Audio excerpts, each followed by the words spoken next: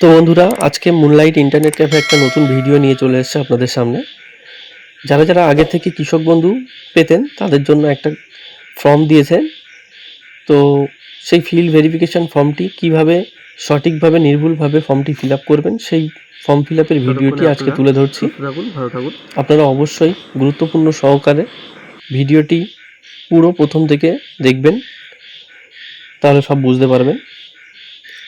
তো আজকে এই ফর্মটি দেখতে পাচ্ছেন, কৃষক বন্ধু নতুন প্রকল্পের ক্ষেত্র সমীক্ষা অর্থাৎ ফিল্ড ভেরিফিকেশনের জন্য যাচাইকরণ ফর্ম।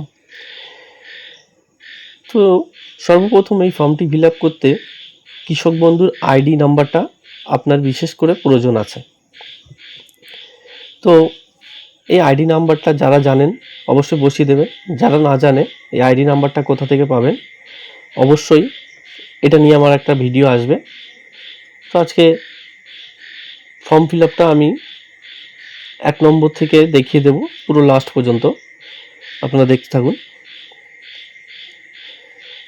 এখানে দেখতে পাচ্ছেন 1 নম্বরে সুবিধাভোগীর নাম। কৃষক বন্ধু রেকর্ড অনুযায়ী যে সুবিধাভোগী অর্থাৎ যার ফর্ম, যার নামে কৃষক বন্ধু ছিল, সেই ব্যক্তির নামটা এখানে দেবেন। তো আমার ফর্মটি আগে থেকেই ফিল আপ করে নিয়েছি আমি আপনাদের বোঝানোর সুবিধার্থে। তো প্রথমে সুবিধাভোগী কৃষকের নাম এখানে দিয়ে দেবেন আপনারা। 2 নম্বরে সেই কৃষকের পিতা অথবা স্বামী স্ত্রীর নাম এখানে দেবেন। তারপরে সেই কৃষকের ঠিকানা দেবেন। আমি আমার এখানে ফর্মে ঠিকানা দিয়ে দিয়েছি, আপনারা আপনাদের যেটা ঠিকানা আছে আপনার গ্রামের নাম সেটাই বসিয়ে দেবেন এখানে। তারপরে দেবেন এখানে জেলা, আমার নর্থ 24 পরগনাস, তো আমি দিয়ে দিলাম আমার উত্তর 24 পরগনা জেলা, আমি সেটাই বসিয়ে দিলাম, আপনি আপনারটা দেবেন। এবং এখানে ব্লক দেবেন, আমি আমার ব্লক লিখলাম। এখানে আপনার গ্রাম পঞ্চায়েতের নাম দেবেন। এখানে দেখতে পাচ্ছেন মৌজাটা লিখবেন আপনার, মৌজা অথবা ভিলেজের নেম। তারপরে আসছে ব্যাংকের বিবরণ, আপনার ব্যাংকের বিবরণটা দেবেন এখানে। আপনি আপনার ব্যাংকের নামটা লিখবেন, কোন ব্যাংক সেই ব্যাংকের নামটা লিখবেন এবং সেই ব্যাংকের শাখার নাম লিখবেন, সেই ব্যাংকের শাখা অর্থাৎ ব্রাঞ্চের নাম। আমি আমার এখানে ব্রাঞ্চ যেটা আছে, আমার যে ব্যাংক আছে পাঞ্জাব ন্যাশনাল ব্যাংক, সেটা আমি দিয়েছি। এবং তার নিচে আইএফএসসি কোড, ব্যাংকের একটা আইএফএসসি কোড থাকে, পাসবুকে লেখা থাকবে, সেটা আপনারা এখানে যত্ন সহকারে লিখবেন। তারপরে লিখবেন আপনার অ্যাকাউন্ট নাম্বারটি।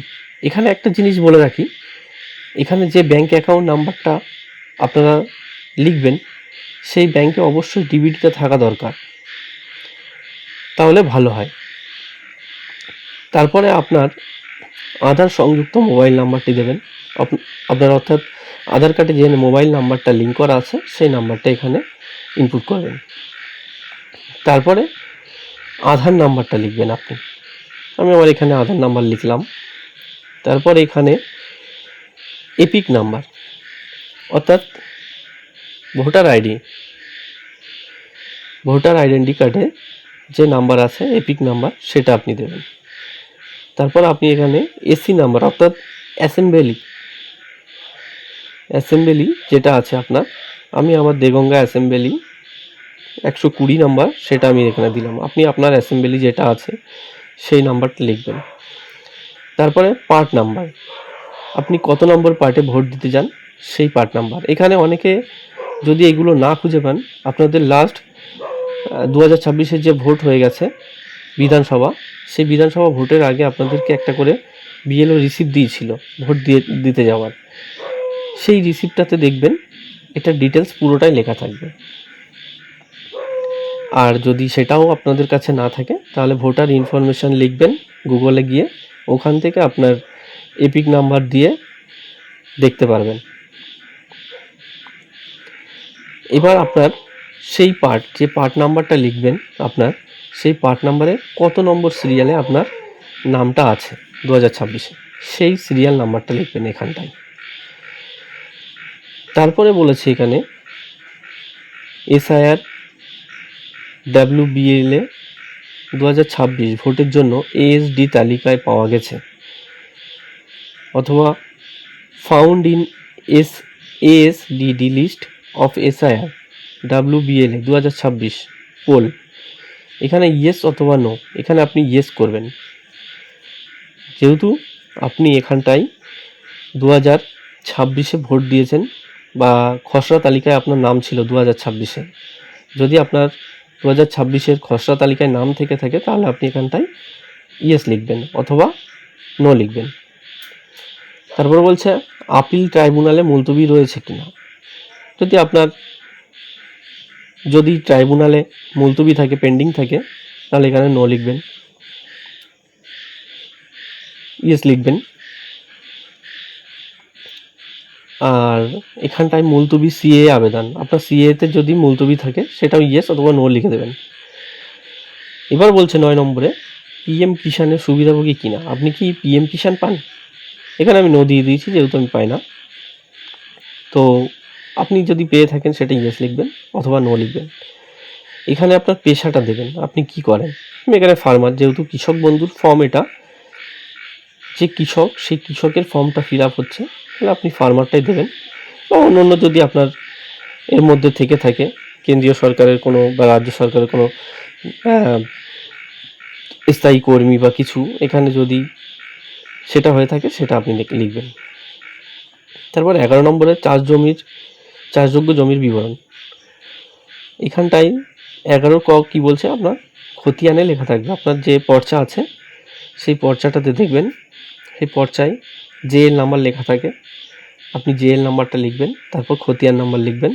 আপনার যদি একটার বেশি 2 বা 3টে খতিয়ান থাকে তাহলে আপনি এখানে কমা দিয়ে সেই খতিয়ানগুলো লিখবেন এবং সেই খতিয়ানের যে দাগ নম্বর আছে দাগ নম্বরগুলো লিখবেন।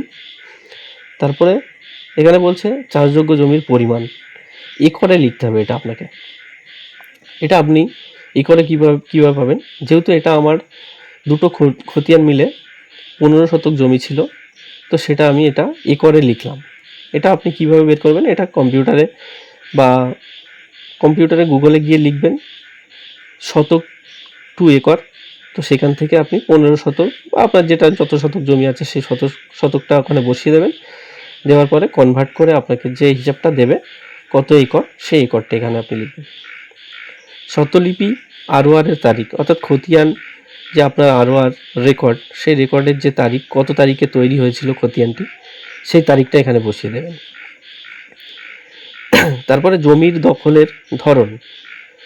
জমি দখলের ধরন বলতে আপনি জমিটা কিভাবে পেয়েছেন। আমি এখানে পারচেস লিখেছি, অর্থাৎ এই জমিটি কেনা আছে তাই পারচেস লিখেছি। আপনারা যদি পারচেস অর্থাৎ ক্রয় করেন তাহলে পারচেস লিখবেন। উত্তরাধিকার সূত্রে অর্থাৎ আপনার ওয়ারিশন সূত্রে যদি জমিটা পেয়ে থাকেন বা কিছু, সেটা আপনি লিখবেন এখানে। 12 নম্বরে বলছে আপনার আয়কর প্রদানকারী কিনা, অর্থাৎ আপনি ইনকাম ট্যাক্স দেন কিনা, সেটা আমি নো লিখেছি। আপনার ক্ষেত্রে আপনি সেটা লিখবেন। তো নেক্সট পেজে আমি যাব।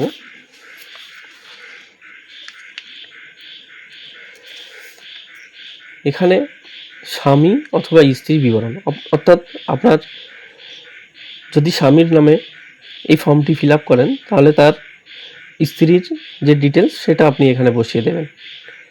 তো আমি এখানে যে ব্যক্তির ফর্মটা ফিল আপ করছিলাম সেই ব্যক্তির স্ত্রীর এখানে ডিটেলস বসিয়ে দিই।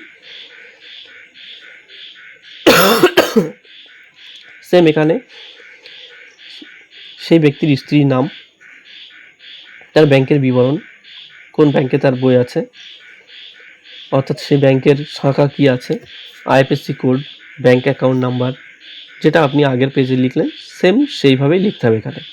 আধারযুক্ত mobile number, EPIC number, assembly, same এভাবেই লিখতে হবে।